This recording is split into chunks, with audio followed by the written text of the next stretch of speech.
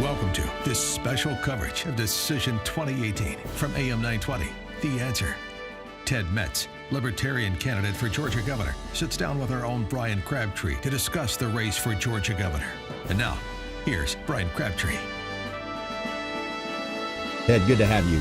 Thank you very much for having me, Brian. It's really I really appreciate Salem Media taking note that I'm actually running for governor in Georgia. Well, let's talk about taking note, because there was a new landmark poll. And let me just first say, I hate polls. I think polls are wholly inadequate and inaccurate in this day and age. But to that point, that's been the news of the governor's race this week, showing a dead heat between Secretary of State Brian Kemp, the Republican for governor, Stacey Abrams, the Democrat. Kemp up 2 points, you somewhere in the 2 to 3% range as the Libertarian candidate. Just your reaction to that landmark poll. Dewey wins. All right, that's a bit of a historical thing, but yeah, the polls. Since you can't take a poll on a cell phone, it's all landlines, and mostly the people that have landlines are not like up to speed as far as technologically speaking. So I don't trust the polls either. Again, what's going to happen in this election is it will throw it into a runoff race, but at least I'll be able to be on stage giving my information about why the two-party system is dead and broken and needs to be replaced. Yeah, I want to give you plenty of time on that, because I agree with you. I'm not a Republican or a Democrat. I probably lean more Libertarian, but I don't identify with any party or any group, because that means I buy into 100% of everything everybody says. So I want to get to that in a second. But the problem we have, and I get a lot of flack on this, the two-party system seems to be dead in terms of its effectiveness for the people of Georgia, or the people of this country, but it seems to be instructive as to who wins. It's either the Democrat or the Republican 99+% of the time, and sometimes the Libertarian leans more Republican in their positions, and it can be a spoiler, leaving liberalism to prevail. What do you say to that? I will say that there are plenty of Libertarians who are strongly conservative, and the conservatism actually kind of runs in the same vein as many of the conservative Republican viewpoints. However, most Republicans that I know actually lean conservatively towards original intent constitutionalism, number one, and number two, when they're talking like financial fiscal conservatism and preservation of the America as we grew up in. I have to say that there are a lot of candidates who've run in the Georgia Libertarian Party who really were kind of more Republican, just not accepted as Republicans by the Republican Party. So I'm not really sure how else to address that other than the more people know about what libertarianism stands for and what it actually means, the more people will identify with, yes, indeed, I must be a Republican, or I must be a Libertarian. I'm not a Democrat or a Republican. The essence of being a Libertarian is leave me alone, don't tell me what to do, and don't steal my stuff. And a lot of Americans go for that message. It's amazing to me that the Libertarian Party doesn't get more traction in at least some races. But I think people don't buy into the fact that they can win with that vote, so they feel like they're wasting their vote. By the way, we're with Ted Metz, the Libertarian candidate for governor of Georgia in the election coming up in November. I think there's more and more. Let's address that really quickly, because most people have been doing the same thing over and over. They can't give up that bad habit. So voting for a party, identifying with a party, doesn't really have much to do with what the parties actually stand for. It has more to do with how they're raised and how they identify with the main talking points. Like, on the one hand, we have the Team Red and we have Team Blue, but really it's the same owners. There's no significant difference between the two parties. When it comes right down to voting and policy and legislation, it's all about doling out taxpayer dollars to their buddies and their campaign contributors. It's got really nothing to do with good governance anymore. No, I agree with you there, and I think that's a good point. And it certainly lends some credence to the Libertarian platform in that if I look at Republicans as a group in Georgia, it appears to me that Republicans stand on the stump, run for our rights, for getting the government out of the way, and then they become part of the problem with government getting in the way all the time. Cronyism is out of control in the state of Georgia, especially by the Republican Party. Corruption, because it's actually corruption. Well, it is. Really it's illegal corruption that has cover from what I call the Dome of Dummies, the Gold Dome downtown. And then, of course, on the Democrat Party, it's complete hypocrisy. So on one hand, libertarians take a mix of all of those policies from the stump, but we don't have really a libertarian that is in practice been in a prominent role in government, especially in Georgia, to really look and see how that plays out in the mainstream of politics and how that works in terms of voting at the Dome of Dummies or whatever. And so I'll take to this question, Ted. Why don't libertarians put a lot more energy and effort in some of the smaller races at the city level, in the communities? At ballot access. Explain that then. Let the folks know why. In Georgia, unless you're part of the main duopoly party, the Republicans and the Democrats, in order to run for office, you have to get petition signatures from 5% of the voters from the previous election. In that district. So like Cobb County with 800,000 voters, pulling 20,000 votes or 20,000 ballot petition signatures is impossible. It is a complete impossible task. So that's number one. The other thing is Libertarian Party is woefully underfunded.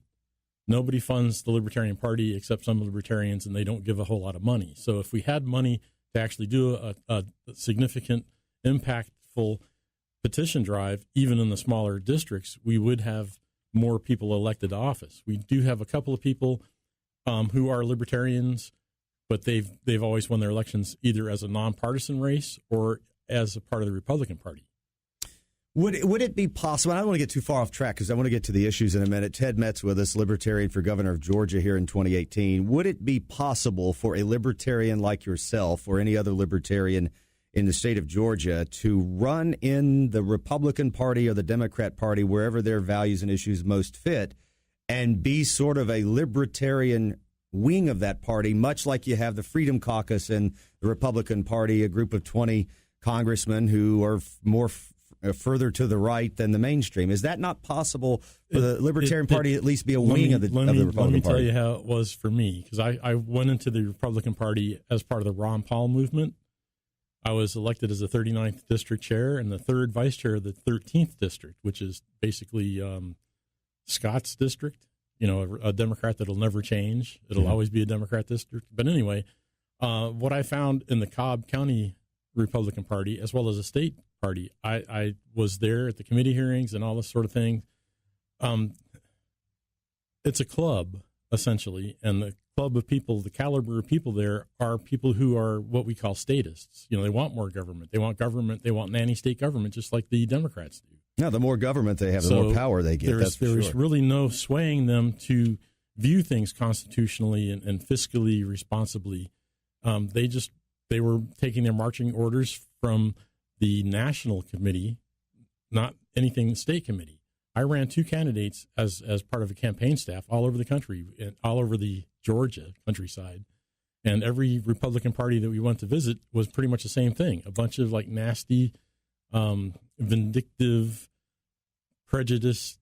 So what you're saying people. is that a libertarian attempting to run in a Republican primary or election in Georgia is akin to Trump trying to run in the Republican Party for president. That's not actually what I'm saying. What I'm saying is actually getting involved in party politics at the county level is fine if you're a bigot. If you're not a bigot, and if you have an open heart and clean soul, being in a room full of Republicans at the county level is very difficult. Are you saying that about all of them? Because I don't think it's the case with all of them. I think it's the problem.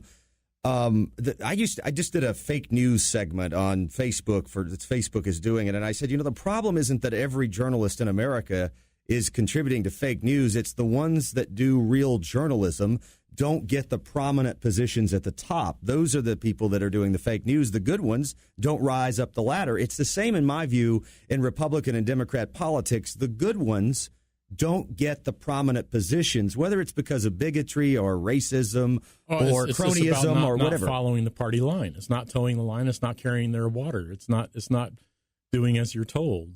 Well, that's true, but the people who do as they told get to the top. But there's a lot of good people in the middle or in the bottom that probably agree with you that are Republicans or Democrats. There are a lot of people who identify as Republicans or Democrats, but they are not, dues-paying, card-carrying, show-up-for-the-meetings people. So you're not talking about those. You're talking about the elites. I'm talking about the people who actually go to the Saturday morning breakfasts and the Wednesday evening prayer sessions and all that sort of thing that actually run the party, that actually do the party business, that vote on the party business, that show up for the committee hearings and all that sort of thing. But so you're saying those people are bigots, all of them, some of them? I mean, is it because they reject anything outside the ideals that they project? Is it because it's always been an us versus them? Oh, we can't let the Democrats do this and that. But, once they get elected, they always vote in lockstep for any kind of measure that has any impact on our taxation.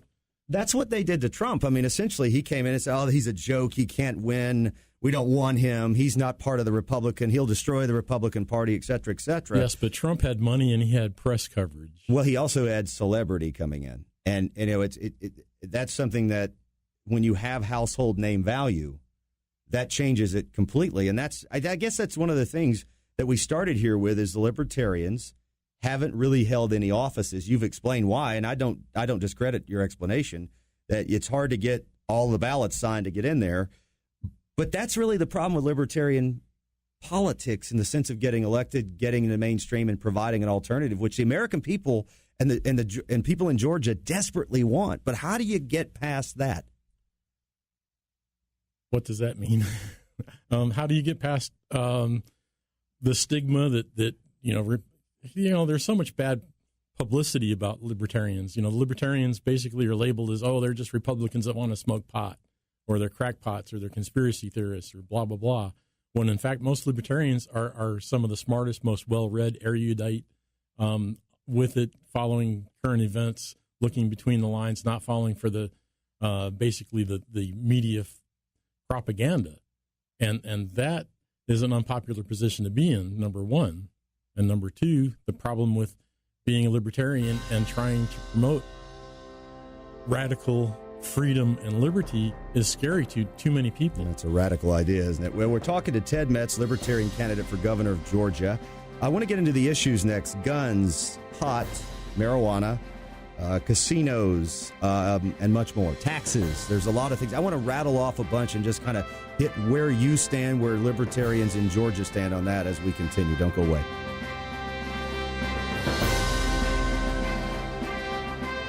All right, Ted, we're continuing, as we promised the audience, on issues. Let's start and just rattle off as many as we can get to. I know you want to get to some of the amendments that are very dangerous for Georgians, and I'm interested in your opinion on that, so we'll try to cram all of that into this segment. Guns.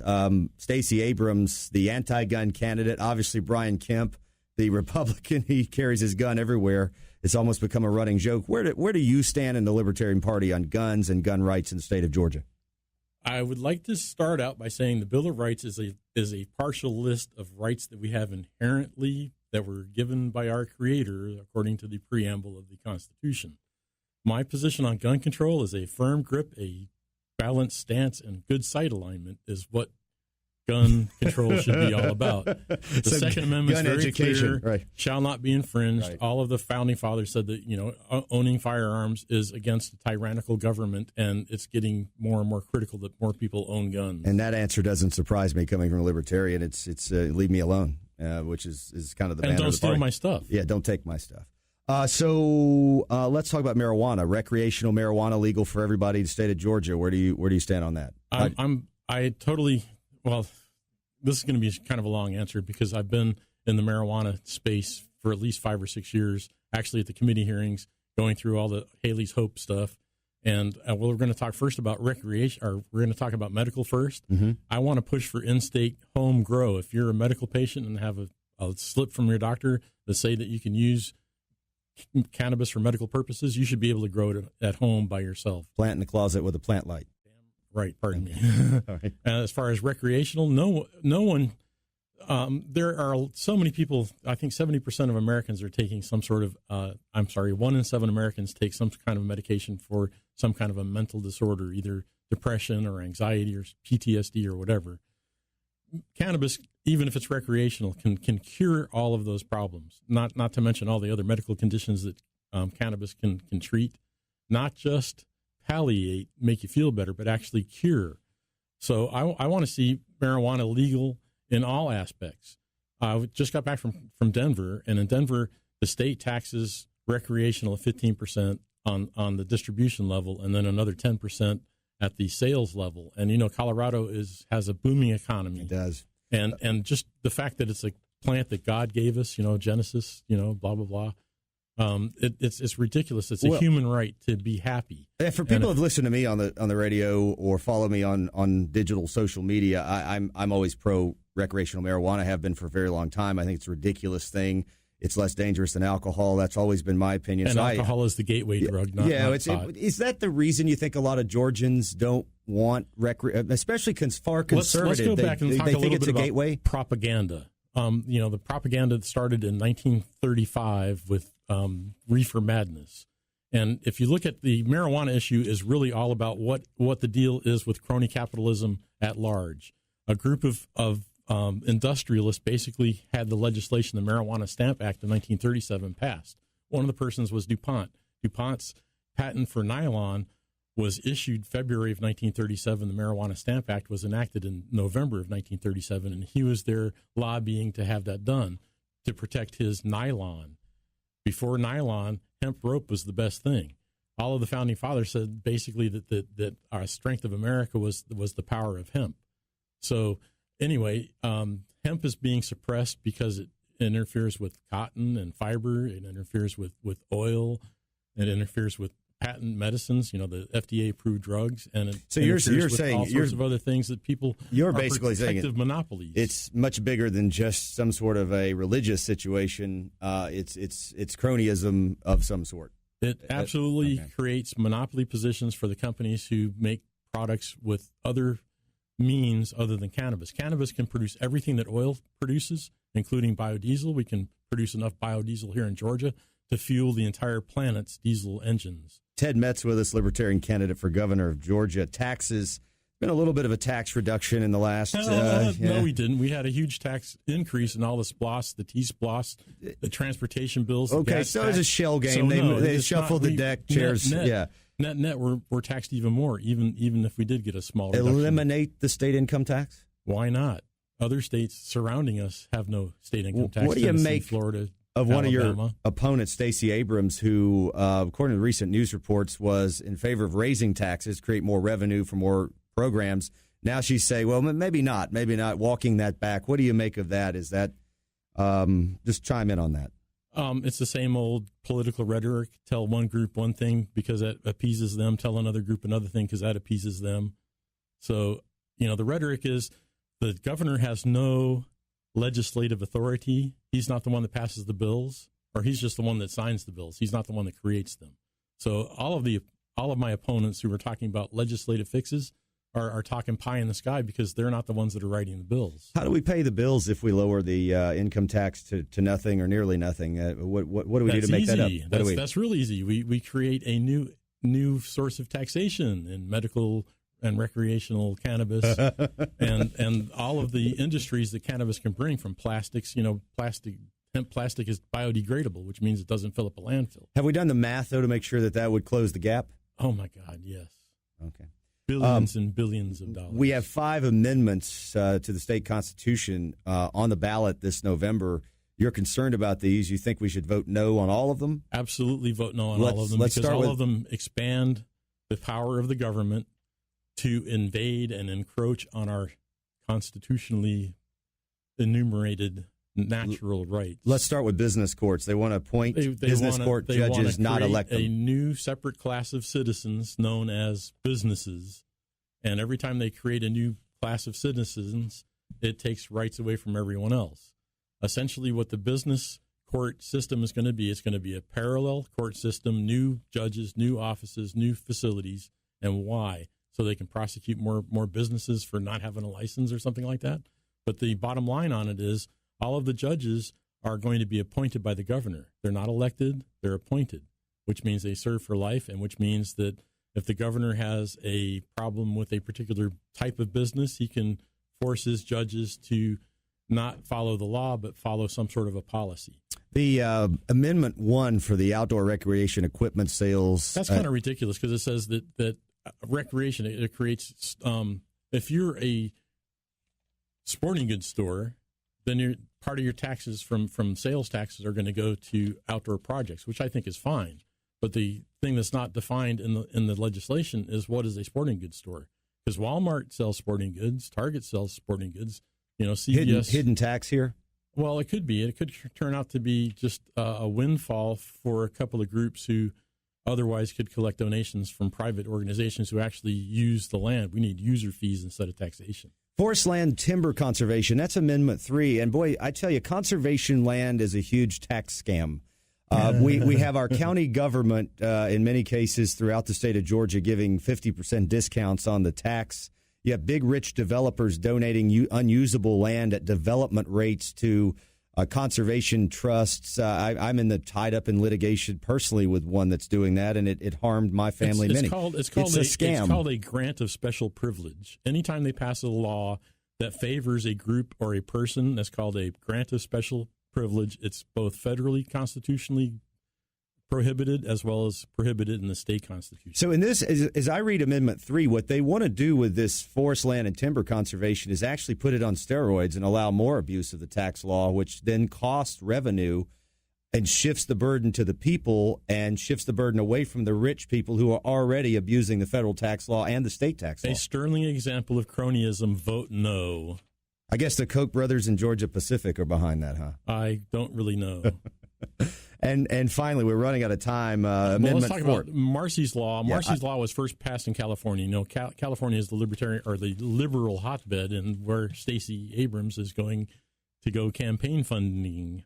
Anyway, the thing about Marcy's Law is it creates another class of citizens and known as victims. Now, if you're a witness to a crime under Marcy's Law, you become a victim, and as a victim, you can't be deposed by the defense attorneys. It's ridiculous. It sets common law back at least 2,000 years. Government loves to create victims because if they create victims, then they can control more people because victims and people who are oppressed need help. When you go in to help them, then you control them, you own them. And it's a modern form of slavery, what you're describing. Ted Metz, Libertarian candidate for governor of Georgia. Your website, if people want to check you out, is tedmetz.com. That's correct. I'm also on Facebook, Ted Metz for governor. I've got a lot of things on there. And I do have some media all around, and not everything is populated on my website. But let's just go back and say, vote no on Marcy's Law. Vote no. Great to have you with us.